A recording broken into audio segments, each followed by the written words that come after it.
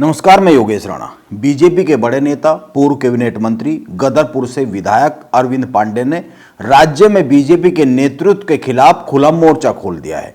सवाल दो है, पहला, अरविंद पांडे की नेतृत्व के खिलाफ खुली बगावत से क्या होने जा रहा है बीजेपी में उत्तराखंड में, और दूसरा, अरविंद पांडे ने मुख्यमंत्री पुष्कर सिंह धामी को लेकर कई सारे सवाल उठाए हैं।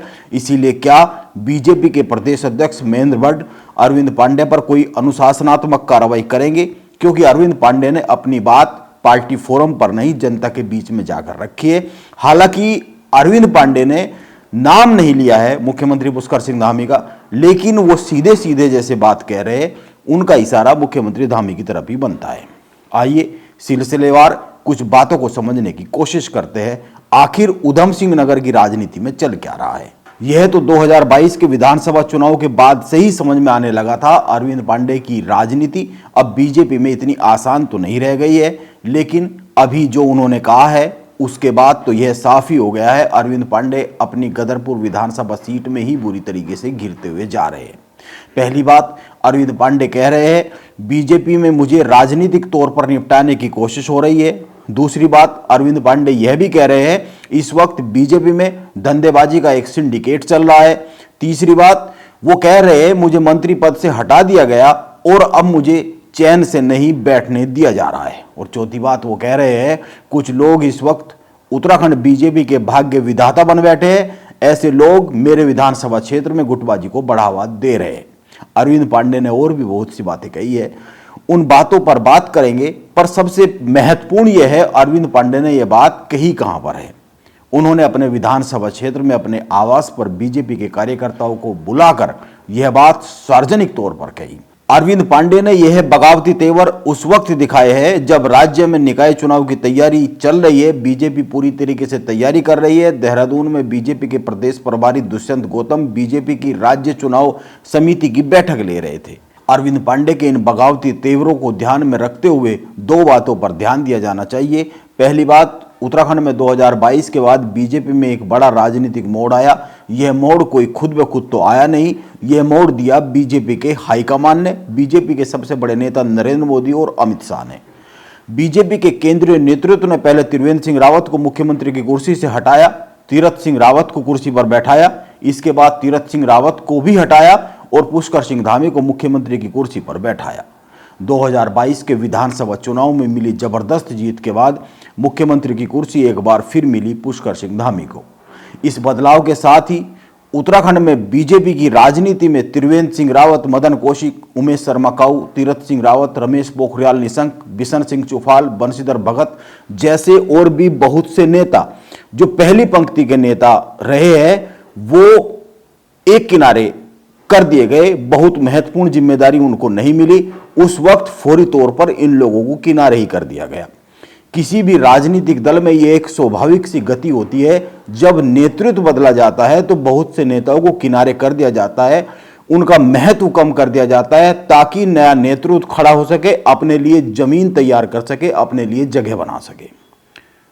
इस लोकसभा चुनाव तक हालात कुछ ऐसे ही रहे, लेकिन इस लोकसभा चुनाव में और इस चुनाव के बाद पिछले करीब अगर देखें 7-8 महीने में उत्तराखंड में बीजेपी की राजनीति में मदन कौशिक, त्रिवेंद्र सिंह रावत, उमेश शर्मा काऊ, बिशन सिंह चुफाल सहित वो सारे नेता जिनको 2022 के विधानसभा चुनाव के बाद अलग थलग कर दिया गया था, फिर से बीजेपी के प्रदेश अध्यक्ष महेंद्र भट्ट और मुख्यमंत्री पुष्कर सिंह धामी के साथ मंच पर दिखने लगे, एक साथ दिखने लगे।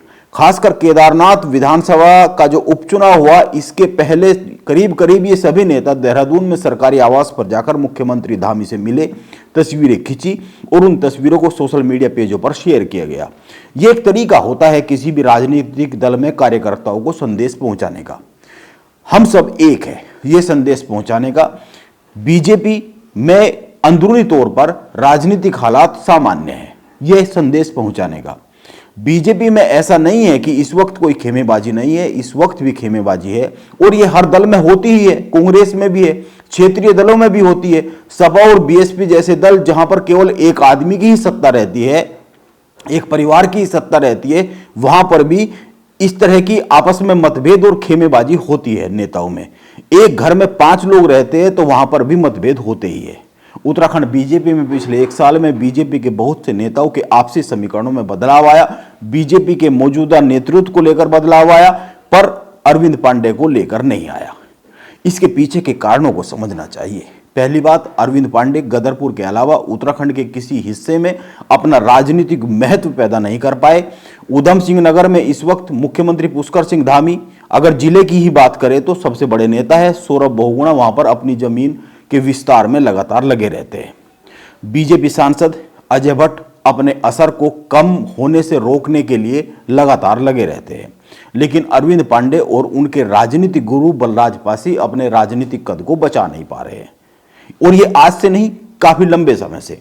पिछले एक माह में अरविंद पांडे की विधानसभा में कैबिनेट मंत्री रेखा आर्य और सौरभ बहुगुणा अलग अलग आयोजनों में पहुंचे।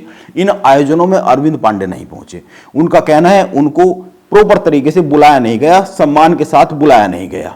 इसका मतलब साफ है, अरविंद पांडे का असर गदरपुर विधानसभा में ही इतना नहीं बचा है, उनके वहां पर कार्यक्रम में आने या ना आने से बीजेपी को कोई फर्क नहीं पड़ता है।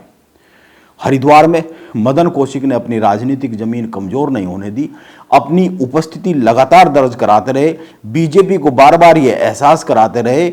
उनको बहुत अधिक नजरअंदाज किया तो संगठन को हरिद्वार में नुकसान हो सकता है। अभी निकाय चुनाव में बीजेपी हरिद्वार में मदन कौशिक को नजरअंदाज नहीं कर पा रही है। मदन कौशिक के जरिए ही हरिद्वार में संदेश पहुंचा रही है। मुख्यमंत्री पुष्कर सिंह धामी से कुछ ही माह में 2 बार मुलाकात हुई है, और यह जो गंगा कॉरिडोर को लेकर एक संदेश पहुंचाना कि कोई तोड़फोड़ नहीं होगी, व्यापारी वर्ग में जो अपना वोटर है बीजेपी उसको बचाने के लिए मदन कौशिक को ही आगे किया हुआ है। मदन कौशिक ने अपने केंद्र में जो उनके बीजेपी के केंद्र में जो रिश्ते हैं उनको भी असरदार बनाए रखा। इसी तरह से अन्य नेताओं ने भी किया, लेकिन गदरपुर में अरविंद पांडे ऐसा नहीं कर पाए। यह साफ साफ समझा जा सकता है। ऐसा कैसे हुआ, यह सवाल तो खुद अरविंद पांडे को अपने से पूछना होगा। राजनीति में अपनी जगह बचाने के लिए दूसरे की जगह को छोटा करना एक सामान्य सी बात है। एक ही विधानसभा क्षेत्र में कई कई लोग टिकट के दावेदार होते हैं, कई कई साल पहले अपनी तैयारी शुरू कर देते हैं। इसीलिए अगर बीजेपी के काशीपुर जिले में जो अध्यक्ष है गुंजन सुखीजा गदरपुर में अपनी जमीन, राजनीतिक जमीन तैयार कर रहे हैं, तो यह कोई बहुत असामान्य बात नहीं है, ये एक स्वाभाविक सी प्रक्रिया है। गुंजन सुखीजा, सांसद अजय भट्ट, मुख्यमंत्री पुष्कर सिंह धामी, राजेश शुक्ला के साथ अपने संबंधों को बढ़ाकर गदरपुर को हासिल करना चाहते हैं, तो यह कोई बहुत अलग बात तो हुई नहीं है। बीजेपी में करीब करीब सभी विधानसभा सीटों पर ऐसा ही चल रहा है। 2-3 विधानसभा सीटों को अगर आप ध्यान से देखेंगे तो बहुत सारे समीकरण समझ में आ जाते हैं। हल्द्वानी को आप देख लीजिए, टिहरी को देख लीजिए, यहां पर बद्री और खासकर बद्रीनाथ को देख लीजिए। बद्रीनाथ तो अपने आप में एक विशेष ध्यान में देने योग्य विधानसभा सीट है।